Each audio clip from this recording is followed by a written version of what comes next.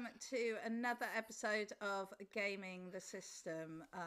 We are the feminist podcast where three intersectional feminists examine gaming through a feminist lens.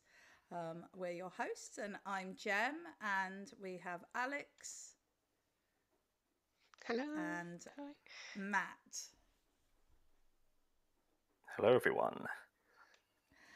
And we will be discussing today social gaming. And we don't mean as in games where you socialise. We mean face-to-face gaming, or as we were talking about in our last episode, head-to-head gaming, but in a more friendly way. But before we start, I just wanted to say that if you love what we do, then please make sure that you share our podcast widely, let your friends see it, pass it on to somebody who you think might be interested. Or if you really love our podcast, you can sign up for our Patreon at patreon.com gaming the system. If you also aren't a fan of Patreon, but you would like to give us a one-off donation, that would be amazing and would very much make our Christmas. And you can do that via PayPal at wearegamingthesystem@gmail.com. So with all that out of the way, shall we get on with today's topic? So we are recording this on the 2nd of December. And I think it will be going out a little bit later than that. However, for that reason, I wanted to share with you something that we've got this year for our Advent calendar. And it is it's a I know I'm that just band. holding up the box for everyone who isn't watching us on YouTube. If you don't watch us on YouTube, you probably should. Yeah, it's a really big box, a big sort of board game size box, and it says Advent Calendar, and it's called The Silent Storm, with 24 exciting riddles, and it's by the Exit the Game Escape Room at Home experience. So I traditionally had made a nice little calendar with pockets for my daughter many years ago, and every year we put stuff in the pockets for her, and because I try to be mindful about my Christmas purchasing, I always try and fill the pockets with things that she is going to get some enjoyment from, and most years I fail. I've done a number of Christmas Legos where she takes a bit of Lego out each day and builds up a Christmas themed Lego scene. And she hates Lego. She's always hated Lego. So I think myself and my husband got more fun out of that than she ever did. But I didn't just want to put chocolate in these things. So, but it's got harder and harder over the years to find something practical and sensible and useful to put in there. So this year I thought, well, I will still do the pockets, and I put the chocolates in the pockets, but when I was at the board game cafe that we were talking about in our last episode, I saw this there. And I thought, oh, that's quite interesting. And I've never done an actual escape room because I'm quite scared of being locked in a space with a bunch of people at the mercy of our logic, especially my logic, which is I'm awful at puzzles. So this felt like a fun way to maybe kind of see how these things work, and the way the game works. And this is apparently they've been doing these for a few years, so you may have come across them before. But the way that it works is you have to work out clues to find out what the next door is that you need to open, and then the next door gives you clues to the next door. So instead of it all having days on, you just get a box of 24 boxes basically, and then you follow the clues around to open each one.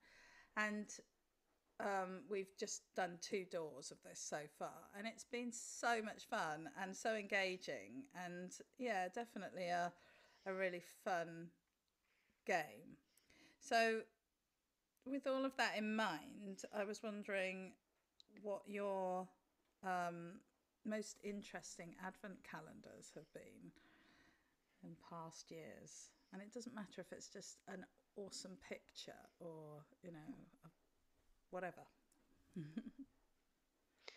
you want to go Well, first, I'm Alex? probably going to answer much in the same theme as you, Jem, because I bought my partner Tom one of those exact advent calendars that you've just shown us, except it was a different story, last year, and we had great fun with it.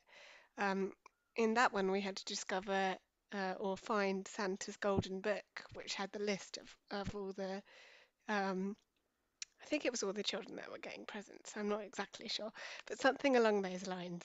And like you say, you had to find the clues to the next door and the next door. But the story itself was really engaging, like you said, and you had a little notepad and a clue guide where you could find the answers if you got really stuck, because a lot of them were actually really tricky. They do get your brain working, and oftentimes we'd end up not having enough time to do one by the time we got ourselves together and had sorted everything out during the day. So we had built up a stack of maybe 4 or 5 different doors that we'd have to go through, and just we'd spend like a couple of hours doing a set of doors.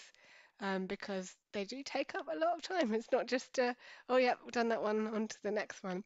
But it's a really fun experience. And I'd say that's definitely the most unusual and engaging advent calendar that I've had the experience of in the lead up to Christmas. So yeah, I think they're called exit games, aren't they?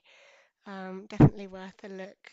They're obviously not the cheapest advent calendars you could potentially buy, but I think in terms of an experience, um, they're absolutely wonderful.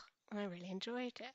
Yeah, so I shall maybe think about getting one for next year because I haven't got one this year, but might put a word in with somebody and see about one for next year.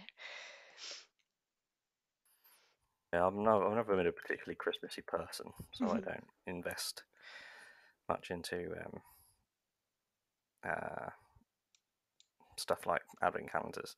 At the minute, I'm pretty sure my mum and sister have that exact exit game um, calendar that you've got, Jam. But at the minute, my dad has a gin calendar, so he gets a different shot of gin um, every day. Oh, I like the sound of Which, that. yeah, I like gin, so that'd suit me. Quite expensive though. Mhm. Mm. Yeah, Yeah, I some of think it's them I quite think can interesting, be isn't it? hundreds of pounds, can't they? Yeah, Yeah. yeah, some of them can be, yeah, and you can get them with all sorts of things in them. Um, I just, yeah, I just made my life difficult for myself. Beware of the traditions that you start. That's the Mm. important thing. Um, so we'll move away from Christmas now, Matt. You'll be very pleased to hear. And I just so with on the subject of escape rooms, have either of you ever done an escape room, or aside from the advent calendar that you did last year, Alex, or like Mhm. because you can do these like online escape rooms as well, can't you, with friends and things like that? I've never done a physical one, no.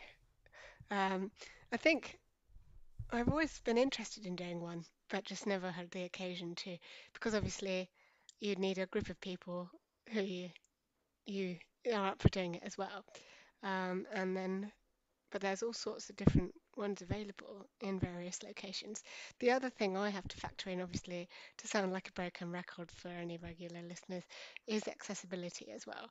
Um, and whether the escape rooms themselves are accessible for me is another question I haven't fully looked into, but I'd definitely be keen on doing one. It always reminds me of watching, those television shows growing up, things like Crystal Maze and Jungle Run and all that sort of stuff, which are really, really fun. They look really fun to get involved with. But yeah, I don't know whether I'd also feel quite a lot of anxiety, like you say, with the idea of being locked in somewhere. You know that eventually you're going to be let out. But yeah, I don't think I could do a horror themed one. That would be too scary, I think. Just a nice puzzle one, and one that reminds me of like the Professor Layton games. That would be nice. But yeah, I'd definitely be up for doing one. I've just never done a physical one. I don't think you sound like a stuck record, and I think because it was exactly what I was thinking actually as I was thinking about it, because I wonder how accessible those spaces actually are to Yeah, all because some sorts of of it might be quite physical. people, It might really. involve climbing or, all sorts of different things. Mm. Yeah. Well, maybe one of our listeners can let us know how Yeah. accessible these environments are. So, what about you, Matt? Have you ever done any of them? Yeah, I did like a very long time ago. Did a Crystal Maze one. I loved the Ah. Crystal Maze. That was an absolute classic. Um, there was something that I thought of last in our last episode, because we were talking about people and how much luck of the draw it is, whether you're going to have a good experience or not when it comes to face-to-face gaming, because it depends on, because it might be a great game, but it might not be the kind of people that you gel with, and then but if you're with good people, then it can make a less like objectively like intense, interesting game. It can make it better, but can also make it still frustrating if the game isn't good enough, but you enjoy the people. Yeah. So that sort of thing. And a thing I think of quite often is I like the phrase "hell is other people." You know that, so I find that quite funny. But when I googled it, it's actually an incomplete concept, because it's from a play by John Paul Sartre, and the play is about a guy who gets sent down to hell, and he's there, and he gets shown to his little apartment, and he's going, but where's the fire and brimstone? Where are the pitchforks? And he goes, oh no, that's, you've been listening to like all the papers. That doesn't happen down here. And I think it turns out that it's just him and two other people in hell, and so Oh. the statement is a literal, oh, hell is other people. That's what hell is. But then it comes on to later on that the other side of that coin is that heaven is each other. So hell is people apart, not together, but heaven is those same people but together. And that's one of those things that's really clever and poncy and philosophy and aren't I clever? But it's really good. I think that's a really interesting. He's an existentialist, which but yeah. So that's what has got me thinking, like reframing my perspective on gaming with other people.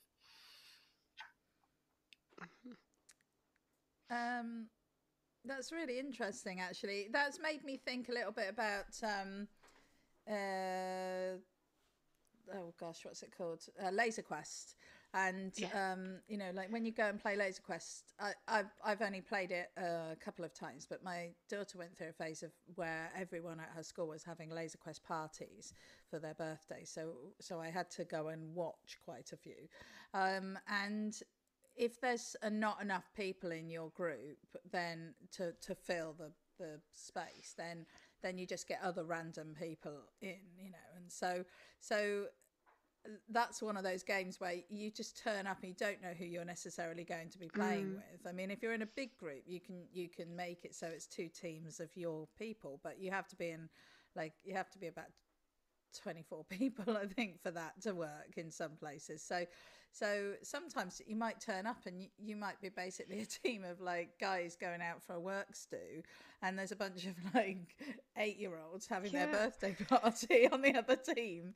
And so I think that's one of those situations where like the other people in the space are beyond your control, and they can really make or break whether Yeah. it's a fun event or a complete and utter like wipe out of one of the groups, or it's just it's really interesting. And I know that like for some of those birthday parties there were people of lots of different ages in there, so there'd be a couple of parents in there, and then there'd be like a bunch of teenagers and then there'd be all your kids racing around, and they always seem to have fun. But from my perspective, I think you're right, Matt. I think with all these things, games are the space, aren't they? They're the environment and the people that you're with. That's what makes them good or bad.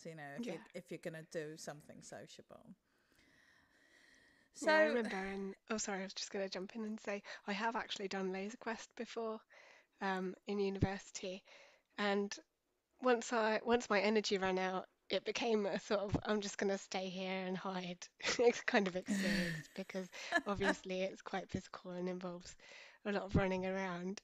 And the other half of the other team, as it were, I think were made up of quite a lot of younger kids, and they were quite cocky and just running around and stuff. And I was just like, well, just gonna sit and hide here. Because after a little while, I got a bit tired, and this was when I was more physically capable, let's say.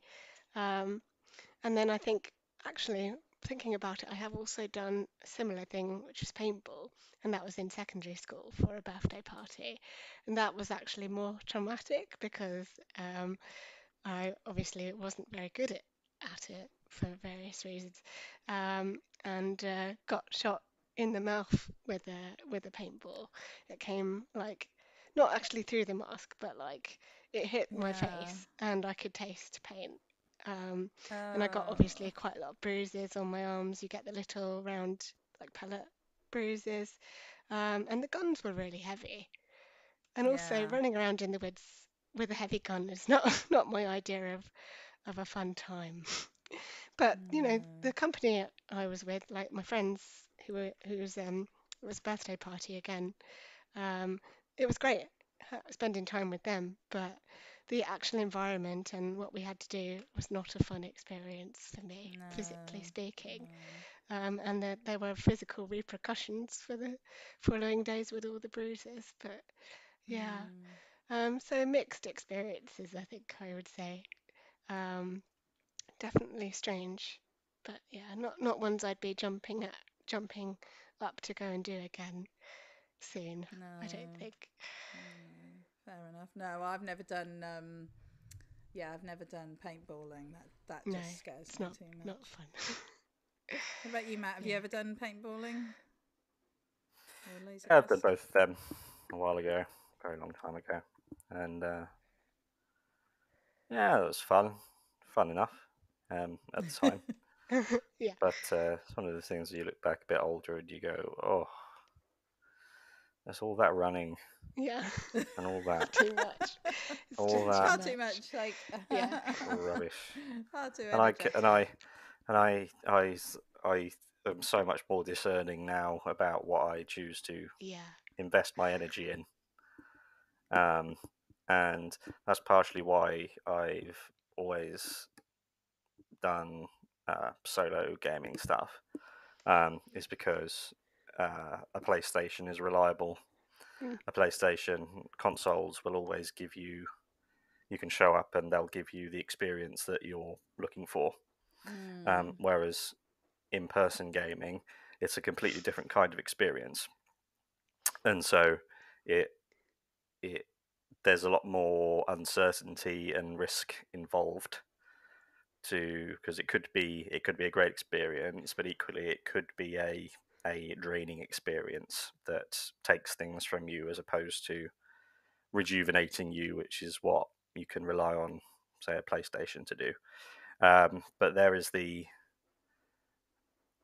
I wonder what the two of you think is the motivation, because it's you putting yourself out there and putting yourself. We've talked about what it's like being a woman at in-person things as well. How that adds an element to it. So I wonder, is it worth the risk, do you think, trying to engage more in the world of in-person gaming? I think so. Mm. Yeah, I don't think there's anything that would stop me from doing it in terms of like just my considerations for like my safety and well-being. I mean, obviously, aside from physical factors, if it was, say, like a board gaming cafe or even just going around to friends' houses to game and things, I mean, obviously, if it's in a public environment, um, there are those factors to consider, but I don't think it should stop anyone from engaging because we want society to be more inclusive and accessible for everybody, and avoiding things like that is just going to embed that these things aren't going to become more inclusive and accessible. If we're not there, how are they going to help us cater for us, if that makes sense? It's like the old adage where people get asked, oh, why don't you have a ramp into your shop? Oh, because we don't get any disabled customers. Well, actually, that's probably the reason why you don't, is because, it's like the chicken and egg thing. So if I think there's no reason that women in general shouldn't be going and doing these things, because it's our right to, like, as same as everyone else, to go and enjoy these sorts of things and feel safe doing so. I mean, obviously, Matt, you're alluding to the everything that comes with being a woman and feeling safe in public spaces, and that is it's one thing saying yes, we should be able to do that, and another thing actually being able to do it safely. Um, um, so yeah, those are definitely things to think about, but I don't think we should be so worried as to not go and do it, if that makes sense. Yeah, absolutely. I mean, I think you've explained it really well there, Alex. I think it's a I think that the biggest concern that I have is that the patriarchal shenanigans and bad behavior that we see from men who think that they have a right to lord over spaces or own spaces and exclude other people. And I'm including people with disabilities and people of colour and people, who are not male, are, if we allow them to control those spaces by not entering them because they make us feel uncomfortable, then that is going to be a real problem. We have to. This has to be. We have every right to be there, and even though sometimes it can be uncomfortable, most of the time it isn't. Actually, most of the time Yeah. it's fine, and generally it's okay. And so I think it's about recognizing, dealing with the genuine problems whilst pushing back against the perceived problems that might prevent people from getting involved. So, for example, I think what we're doing here as with Gaming the System is that we are talking about how, women game, people of colour game, people with disabilities game, people are, all sorts of different people are gaming, and games that are designed for those people are doing really well. There is an audience, there is a group, we do exist, and it's not unusual or strange or niche. And the more we do that, the better it is. So the more women who go to gaming cafes, the more female friendly they will become. The more disabled people go there and say, why haven't you got a ramp? Yeah. Or call up and ask about accessibility. And I recognize the issue of putting all of that pressure on individual groups is not acceptable, so I'm not I'm not saying that's what it should, how it should be, but you know, the more that we challenge that, the better, I think. And I genuinely do think that playing board games is an excellent way of communicating, or playing games is an excellent way of communicating with other people in a sort of non-confrontational manner, or rather the confrontation might just be in the game as opposed to in the conversation. So I hear what you're saying, Matt, and I think, you know, there is definitely a concern that these are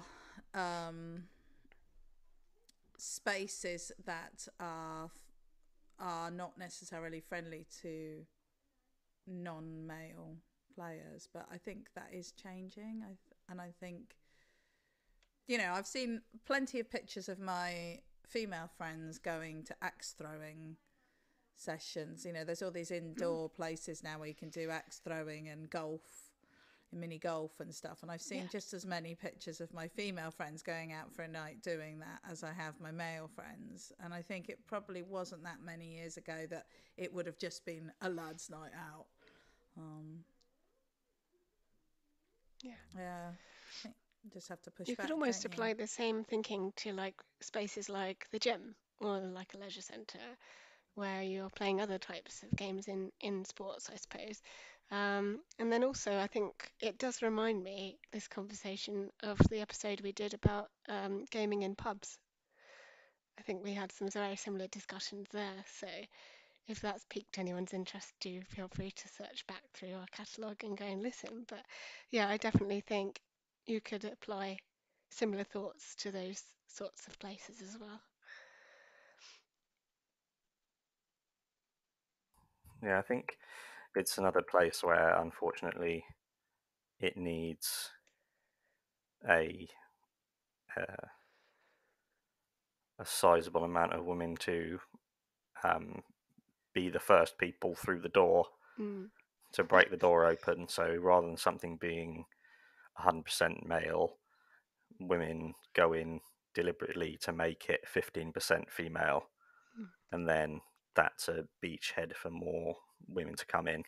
And like you say, places like these axe throwing places and mini golf and gyms are places where women have had to force their way in and then hold the door open for the women behind them. But it is unfair that that has to be the responsibility. Women have to be responsible for carving out these places for themselves. And that's frustrating. But we can ask our male listeners and our female listeners, anyone who's going to these spaces, to hear that and to try and find ways to encourage and support other people who maybe don't feel as comfortable in those environments. If everyone can sort of work towards making it a better space for everyone, then that's, you know, that little by little that will improve. And I think places like the board game cafes are starting to do that, because they're making those spaces very family friendly, and in the case of the one in my local town, accessible. And you know, it's, yes, you could buy alcohol there, but that's not how it's set up. It's set up like a cafe, so the alcohol actual aspect of it was very sort of behind the scenes kind of thing. So it's not about, like, it's not, not going down the pub to play a game, you're going to a cafe. You're more likely to drink tea and eat nachos than have, you know, beers and things. So I think those sorts of environments hopefully are doing exactly what you're sort of saying that we need, Matt.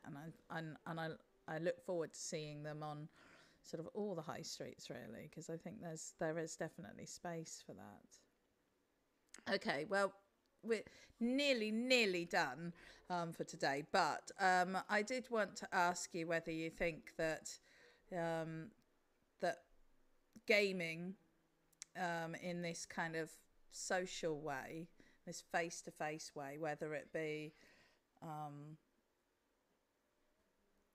puzzling advent calendars, escape rooms, murder mystery nights, which we haven't even had a chance to talk about, or whether it's laser quest and board game cafes. Do you think that is it cooler now to play board games? Is it something that you can do on a Friday night with your mates and not be consigned to the geek corner of the of the playground? What do you think? I feel like it's more popular nowadays. I don't know if it's just because everyone our age is doing it and it's the kind of generational thing that all of my generation is doing it, or if it's like more widely across all generations. But I'd like to think that it is more normal and more popular nowadays. I don't know how you feel, Matt. I feel like this is part of the you had an excellent description the other day, Jem, when you were talking about you did your lecture about how the society that we are in is one full of change, and the one that came before us was one where you knew exactly what you were, you knew exactly what you were supposed to do. Whereas now we're after that, where everything is up in the air, which makes it easier for people to do things that they enjoy without it being as big a deal, because it doesn't matter. And then there's also the element that under capitalism, our generation is being squeezed so much more than the one before us, and we don't have the energy to fit into every single kind of mold that they were expected to fit into. Just going, I have to work 60 hours a week, and my girlfriend has to work 60 hours a week to afford renting our 1 bedroom flat. And I enjoy playing Warhammer with my friends, so I don't have the time outside of that to care about those things. And then there's also you can find anyone on the planet, doesn't matter how small or weird anything you might enjoy may be, there will be other people on the planet that you can find. And the more people can see things, the more it is normalized, which is why representation everywhere is so profoundly important, because it means that someone who's never heard anything written by a gay person can go, oh my god, there are millions of gay people all over the internet, so I can go, oh, my people, rather than thinking I'm weird and strange and alone. The ability to find communities is bigger. And so, yeah, I think this is part of, and I think another step that needs to happen in order to make these spaces easier to fill with diversity is more of what we were talking about in the episode where we were talking about men, in look at Ken in the Barbie movie, and how he realizes that he needs to discover who he is without Barbie, and then he can coexist with Barbies as equals. And men in these men-only spaces, in order to make them accessible for women, they need to work out who they are without women first, so that when a woman walks in the door, their first thing is, oh, there's a person coming in, and then we're people. And then relationships can grow organically out of that, rather than thinking, oh, woman, a potential mate. And because that thinking of us in terms of genders immediately puts it, even if you could be they could be the nicest men ever, if they're stuck in that thinking, which is not their fault, it's what they've been taught to be. But that takes a massive amount of self-awareness, and it takes a long journey for people to get there. It's not easy for people to get there, and there really isn't a precedent for it.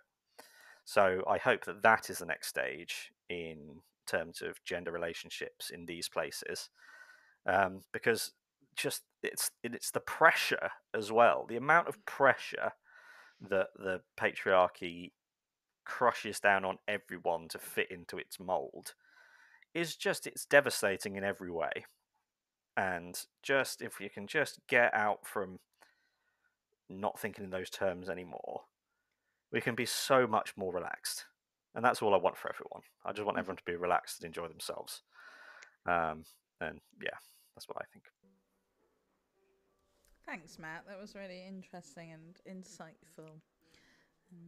And Alex, have you got anything else you want to add, or just before I wrap up? No, I don't think so. I think I'm all good.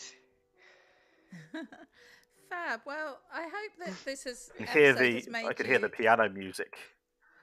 Yeah, I can hear it just that's my daughter. playing us out. Yeah. She is playing us out. She won't be amused. Yeah, no, well, I hope that this episode has made you think about games in these kind of games in a different way, and I'm hoping that over the Christmas period you'll have an opportunity to explore one or two of them if with your friends and family would be nice. And let us know how you find it. Let us know what you think. Let us know if you can recommend any specific escape rooms or games cafes and games to play face to face with your friends and family, or even with people that you've never met before. So don't forget, we have something out every Thursday, and you can find us on Patreon, and you can support us via PayPal, and all the details will be in the show notes. So we will be doing a festive episode soon, and before Christmas, so we look forward to seeing you for that, and we've got more coming forever going forward. So we'll see you very soon. Thank you very much. Thank you, Alex and Matt, and bye. It's okay.